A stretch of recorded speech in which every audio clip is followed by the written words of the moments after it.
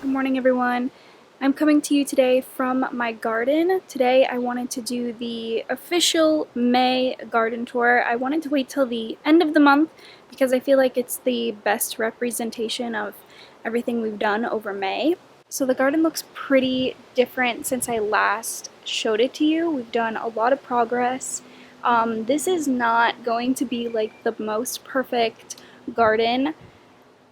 This is my first year like really ever growing this amount of things, especially from seed, so there's a pretty large learning curve here, but I wanted to walk through the garden with you and show you everything that's growing. In my garden I have a combination of things I started from seed inside the house, and then I did buy a couple of plant starts. I think half the garden is plant starts, and that's simply because we got such a late start to the garden. Ideally, I was going to have all of these raised beds built and ready to be planted all the way back in February.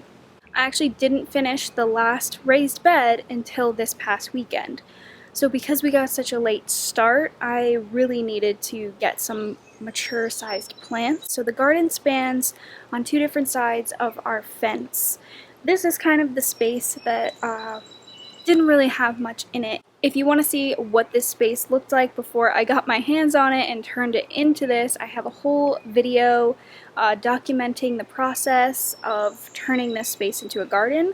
Now I will say this is not the perfect space. It's a west facing space and it's got a fence and it's got the house, so it doesn't get the most amount of sun. I believe it gets just enough for everything that we have to grow and produce fruit, but I don't think it's going to be the most fruitful, abundant garden. And this whole garden is really my experiment garden. It's my learning garden. I eventually, when me and my husband finally buy our own house, we want to buy a house with a little bit of property and have a really big garden space. So this is kind of my practice. This is my just plant something so that I can learn what not to do and learn what works for this area. So if you, like me, are in kind of your waiting room or like your waiting period and you're just waiting to get your hands on some land, just grow something in containers. That's how I started. I grew herbs in containers, and it really does help fulfill that need for wanting to plant things. So enough chit chat. Let us look at what we've got.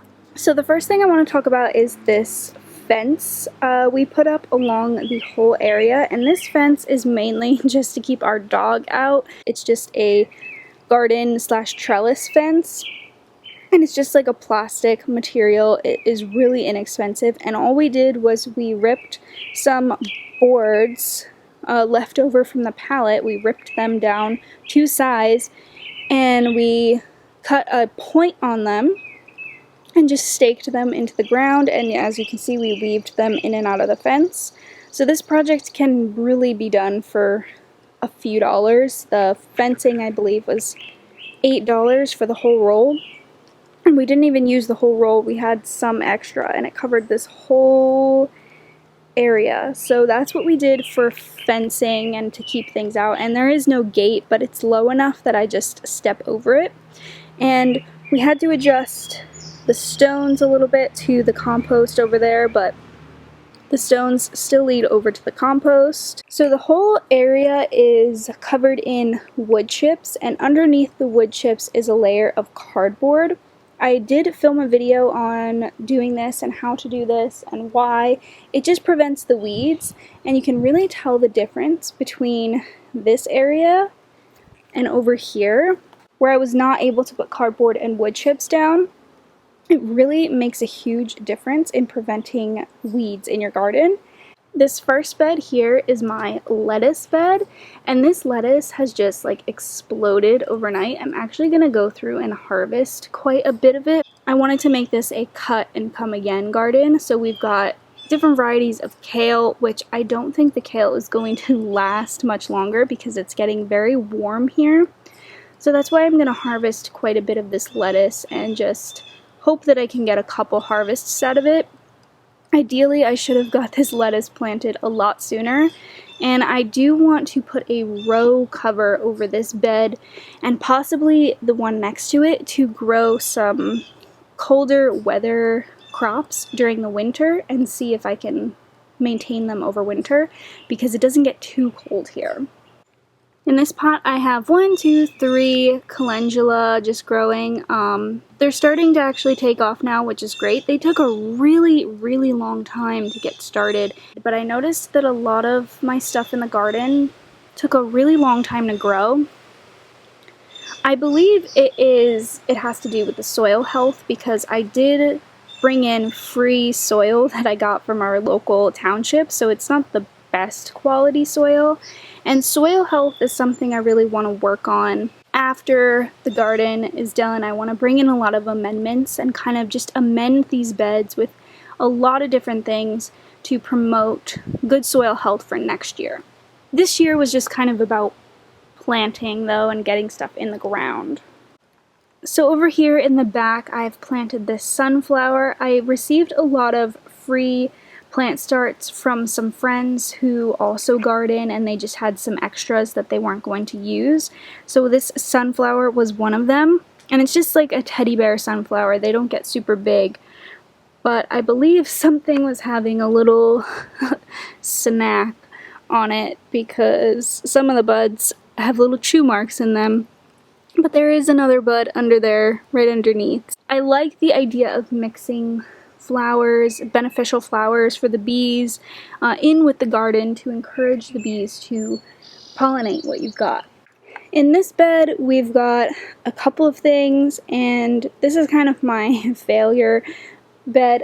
I wouldn't say failure because I have a couple of things that are growing, but I sowed a whole bunch of beet seeds in this bed and they're still super tiny. And there's also a lot of weeds in here, and at first it was very hard to tell what was weeds and what was beets. And I think the beets are just getting choked out by the weeds. On this side we have a couple radishes that are actually starting to do well now. I really don't know if the green bean and the cucumber are going to grow and produce. Again, this was an issue I had, and I think it just comes down to soil health that I have since fertilized these with just an organic all-purpose fertilizer to try and kind of help them out a bit, but I'm not really sure if they're going to survive. I would love to get some beans and cucumbers. They are starting to put off new growth. I just don't know if they're going to grow fast enough. In this bed is my green onions, and these have finally started to grow. I really don't know what it was about this, but I sowed these back in February. There are tons of onion seeds in this bed, and so far we've got only a couple that have kind of started to grow to a substantial size. And I'm really not sure what happened because on the seed packet it says that they should only take 60 days to mature, and it's been way past 60 days. But I am happy that they're finally starting to grow. The seed packet was a few years old, so that might be contributing to the slow growth. But it looks like we are going to have some green onions that I can use throughout the summer. So just because I have some raised beds to plant in does not mean I'm also going to be forgoing the containers. I still really enjoy container gardening. It's what I started out with. So in these two containers I started from seed some holy basil and some dill, and both are popping up, which I'm really excited to see. Both tend to grow to maturity rather quickly, so I have no doubt that these will do well. And right next to them we have a nasturtium. So this nasturtium I got from a plant start because I was unable to get my hands on some seeds in enough time. A lot of seed companies that I enjoy are pretty much sold out, so that was another reason I bought a couple plant starts. And this I'm probably going to plant over on the other side of the fence. But here's a little close-up of what little baby dill looks like. It's very small. And over here, this is baby holy basil. It just looks like a regular basil. It is very sunny and warm out today, it feels like we're skipping right over spring and going right into summer. But I just wanted to talk about the next couple of beds that I'm going to show you. The next two are predominantly plant starts because I wanted to fill them with tomatoes and peppers and eggplants and things like that. So those are all plant starts that I purchased. So in this bed, you'll notice some sticks tied together with twine, and that is because I've been experimenting with the square foot gardening method in this bed. Like I said, this garden is all about experimentation and just learning what works for the garden. So I've been enjoying the square foot gardening method, especially for tomatoes and peppers, because I have a plan to kind of help trellis them, and I will be doing a video on that. It's going to be a really simple DIY for like a trellis support system for peppers and tomatoes. So in this bed, I have quite a few things planted. I have tons of basil planted in this bed, and you can see it popping up all along here in between the weeds. I've got some really small marigold flowers because I did have marigold seeds. More basil. I pretty much planted basil along the entire edges of this bed, and I'm just gonna thin it out as it grows. And then along this row, I have some Roma paste tomatoes. I am gonna have to dig them up at some point and kind of space them apart because I've got 3 in this square and only 1 should be in that square, but I'm letting them get a little bit bigger before replanting them, and I'm just gonna replant them in these empty squares. But those I grew from seed. I just direct sowed them to see if they would grow. I'm hoping that they can mature to give us tomatoes in time. And then there is a marigold over in that corner. Marigolds are really good for pest prevention and to improve the flavor of your tomatoes. So we'll see how that does. I just bought a pack of marigold starts along with some marigold seeds and just kind of interspersed them throughout this bed. So the rest of these are plant starts that I either received from friends or purchased myself. So the first one we have is an early boy tomato, and a lot of these tomatoes I have pruned to encourage taller, bigger growth instead of just having them be short and squat and then produce tomatoes. So you won't see any tomatoes being produced on these yet. I want them to grow really tall and really big. This next tomato over here is a Cherokee purple heirloom tomato. This is a pretty common heirloom tomato that you can find in garden nurseries. There is a little sucker trying to grow right here, so I'm just going to pinch that off. And that's what I've been doing to promote taller growth. I want the stem in the middle to grow nice and tall, not to send off a bunch of outshoot stems. Then over here I have a tomatillo. I have 2 tomatillos, and these have been doing really well. The stems are nice and thick, and they've been getting nice and tall. And I've just been coming along and pinching off the buds at the top to, again, increase size so that overall you can get a bigger yield. So this one and that one are tomatillos, and then in the middle I have a sweet heat pepper. I have never tried a sweet heat pepper. I'm not sure what it's going to be like, but I am excited to try it, and I really hope that it gets bigger. I did top my peppers, which is kind of where you just snip the top off to encourage, again, the type of growth you want, like a bushier plant for peppers. So then if we come to the other side, we've got another tomato plant. This is a beefsteak tomato. And again, it's got a little sucker. You just peel them off. Another tomatillo plant, just the same kind as the other one. And then over here we've got 2 different types of jalapenos. I have a spicy jalapeno and then a heatless jalapeno.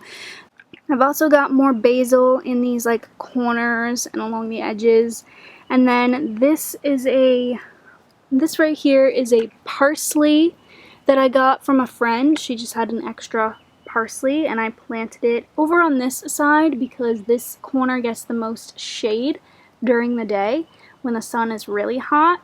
So I'm hoping that I can get a couple harvests off this parsley before it goes to seed. But that's it for the first tomato and pepper bed. So then this next bed is pretty similar to this one, but it's got a few different things in it. So I'm also experimenting with the square foot gardening method. In this row, I just have to trim the sticks and tie them down. This is again a pepper tomato bed.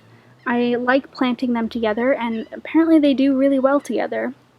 I've also got a couple marigolds in this bed as well. That one, for some reason, looks super sad. I'm not sure what happened there, but it seems to be doing better.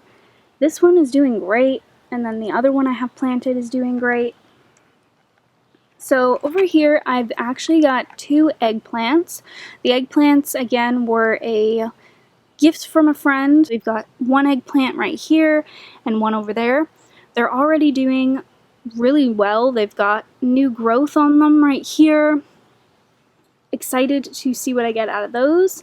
I had 2 beefsteak tomatoes and 2 early boy tomatoes from the same friend, so I planted both of them in here. So one of these is a early boy and one of them is a beefsteak right over there. So I'm just not sure which. It really doesn't matter. When they grow in, I'll just harvest them and I'll be able to tell.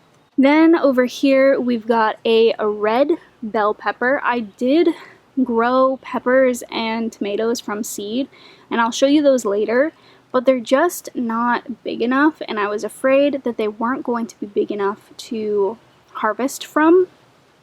So that is why I bought starts of the things, even though I did start them. So we've got a red bell pepper here and a green bell pepper there. I'm really not sure what the difference is because in my mind I thought, well, green peppers were just unripened red peppers, but I got one of each just to see if there was a difference. So then over here we've got a cherry tomato. These are the red 100 cherry tomatoes. I've got one of these and one right over there. Some more marigold, the rest of my marigolds in that container, and then nothing planted over here. I'm really not sure what I'm going to plant over here. I may transplant some basil. I have to thin that out eventually, and I don't like thinning out and then just kind of tossing it aside. I like to thin out and then replant. So I usually wait to thin things when they're big enough to regrow their roots in a new area. So I'm probably going to transplant some basil in this back area. And like I said, I have a couple tomatoes and pepper starts already, so I'm going to use that to kind of fill in the bed here. So this 5th bed is built, but it's not filled, and I'm really not sure what I'm going to put in here. I'm just going to wait until late July when I start my fall garden. So then if we hop on to the other side of the fence, we have the rest of the garden. So this area is pretty densely filled with weeds. We've pulled quite a few, but it just has tons of weeds. So we are going to be putting wood chips down, but we needed to get the plants in the ground before doing that. So over here we have 1, 2, 3, 4 zucchinis and 1 marigold. I believe this is where I'm going to plant my nasturtium. We are going to be moving this plant, and we're just going to heavily weed and mulch this area and hopefully have some zucchinis. So over in this bed, this is honestly my pride and joy. These are my strawberry starts in my kiddie pool bed. I have a whole video showing you guys how I did this that I will link in the cards. But these strawberries look so great and they have buds on them, and I just come out here every day hoping that there's going to be a strawberry, and I promise I will document eating the first strawberry from this bed because I am just so excited. But these tomato plants I ordered from MI Gardener, and they were just plant starts with little roots on them, and I really was worried they weren't going to do that well. Honestly, all of them except for one, and it's that little spot right there, are doing really well. I'm not sure if that one is going to be able to grow or not, but I have it uncovered from the wood mulch if it wants to. But all of the other ones are doing amazing, and I can't wait until they start shooting off all their runners, and then we have even more strawberries. But I'm just so happy to have like success. It's a little nerve-wracking when you first start a garden, and even if you watch other people do it and you read books, actually putting it into practice is definitely nerve-wracking because you put in a lot of time and effort and some money. You don't have to put in a ton of money, but you definitely have to put in some. So when you have some failure, it is really discouraging, but having success is also very, very encouraging. This is my garden buddy. She's out here every day when I garden. So that's it for that side of the fence. So then we move on to my containers, and my containers are just doing so well. My herbs are absolutely loving this weather. This is my lemon balm. I have to actually harvest some and dry some for tea already because it's just growing so much. Same with the chocolate mint. I think I'm going to harvest some of this today actually.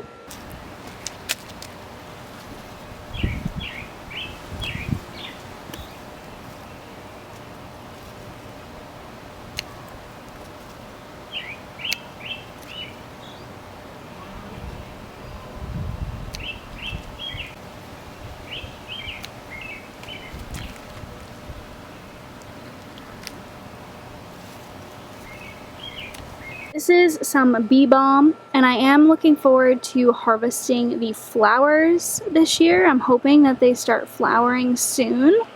These are my radishes. I am so nervous to pull these. I just want them to be big enough, and a couple of them do look big enough, but some of them still look so tiny.